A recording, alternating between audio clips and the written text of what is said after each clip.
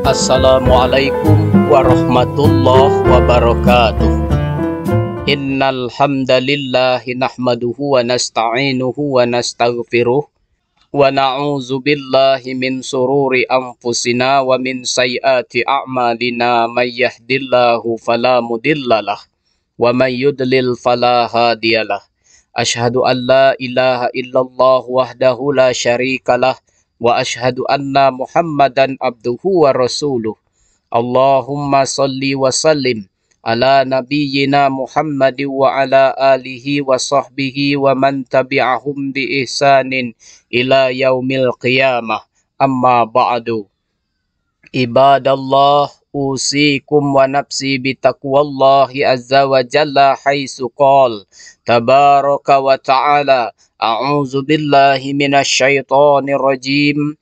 Ya ayyuhan nasu taqu rabbakumul ladzi khalaqakum min nafsin wahidah wa khalaqa minha zawjaha wa basta minhuma rijalan katsiran wa nisaa wattaqullaha allazi tasaaluna bihi wal arham innallaha kana 'alaikum raqiba. Ya ayyuhallazina amanu taqullaha wa qulu qawlan sadida yuslih lakum a'malakum wa yaghfir lakum dzunubakum wa may yuti'illaha wa rasulahu faqad faza fawzan 'azima. Segala puji bagi Allah Ta'ala, Zat yang maha mulia dengan segala kesempurnaan sifatnya. Hanya kepadanya kita mengabdikan diri dan hanya kepadanya kita memohon rahmat. Allah Subhanahu wa taala berfirman, "Wa atiullah war rasula la'allakum turhamun." Dan taatlah kepada Allah dan Rasulnya Muhammad agar kamu diberi rahmat. Quran Surah Ali Imran.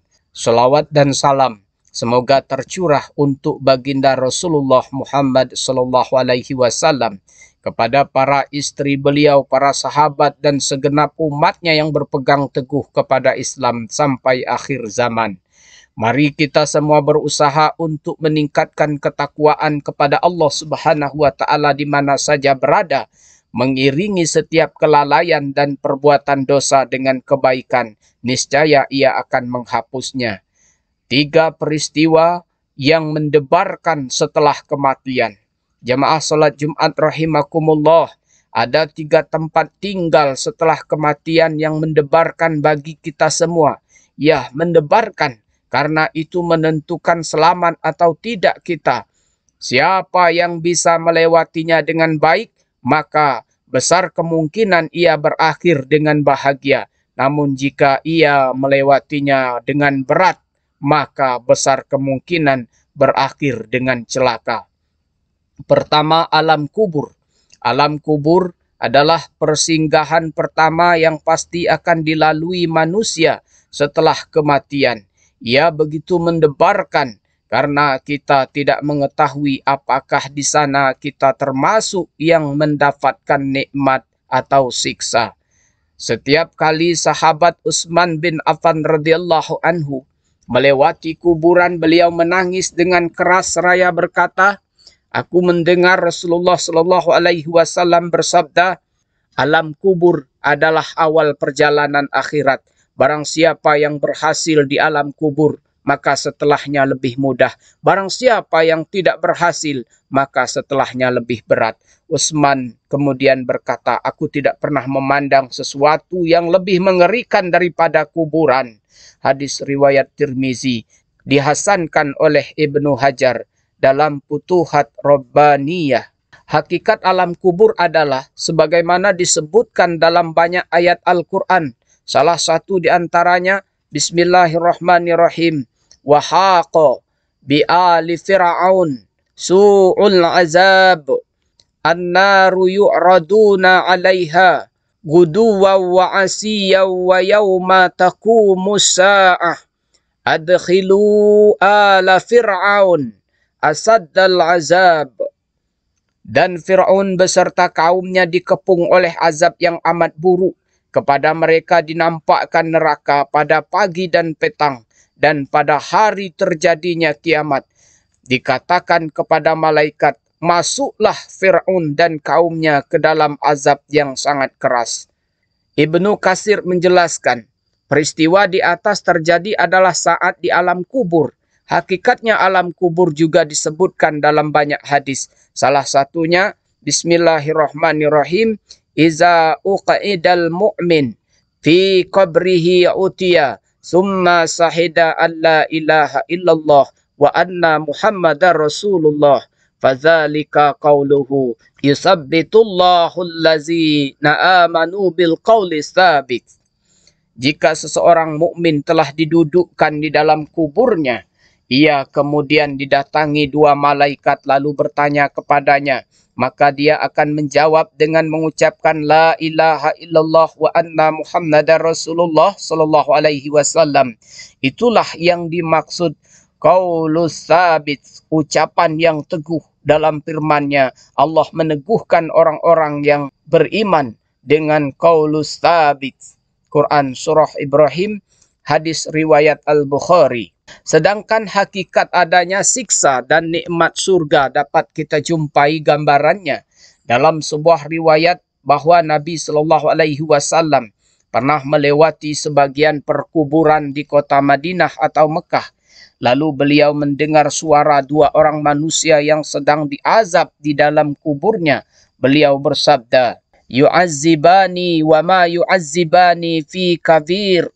Thumma qala, bala kana ahaduhuma la yastatiru min baulihi wa kana al-akharu yamsi bin namimati.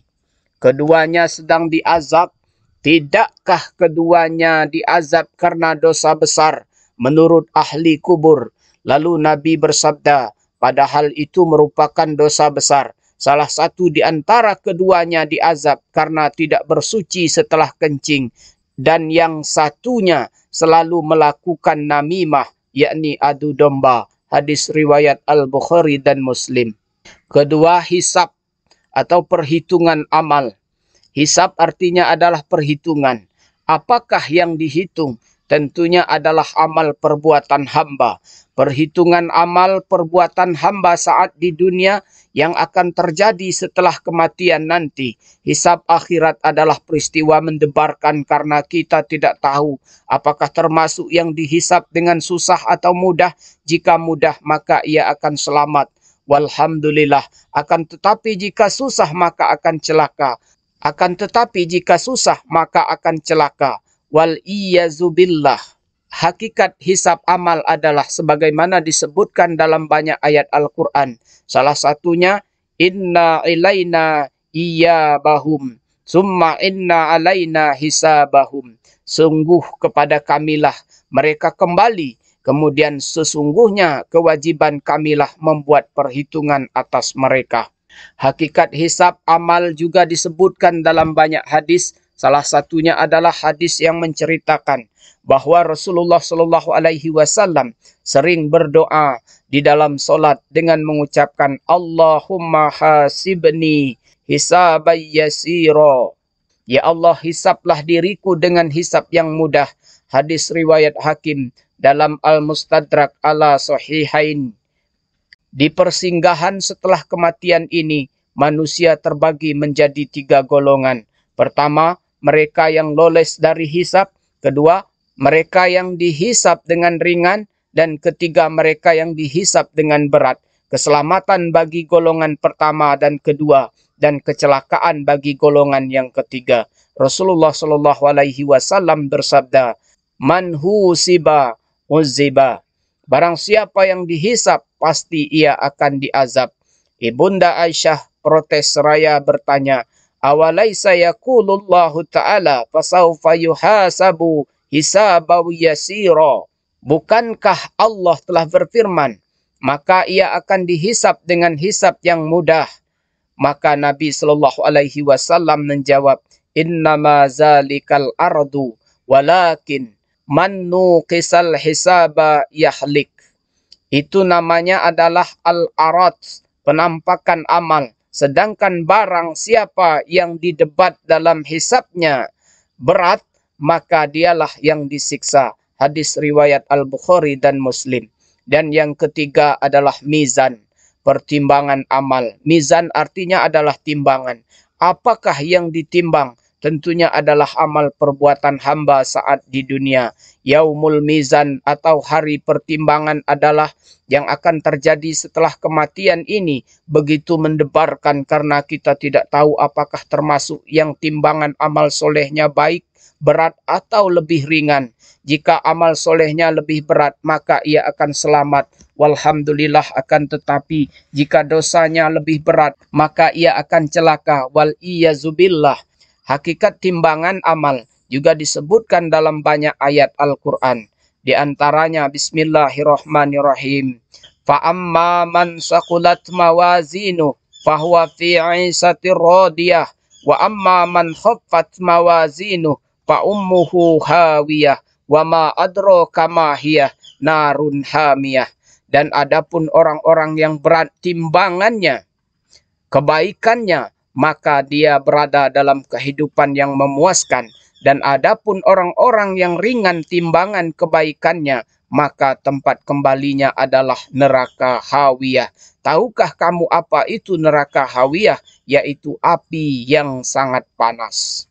Demikianlah materi khutbah Jumat tentang peristiwa mendebarkan setelah kematian yang dapat kami sampaikan pada kesempatan kali ini. Semoga Allah Ta'ala membimbing kita untuk senantiasa menjadi hambanya yang baik, melakukan amal soleh sebagai persiapan menghadapi hari setelah kematian. Amin ya rabbal alamin. Aqulu qawli haza wastaghfirullah li wa lakum wa lisairil muslimin min kulli zambin fastaghfiruhu innahu huwal ghafurur rahim.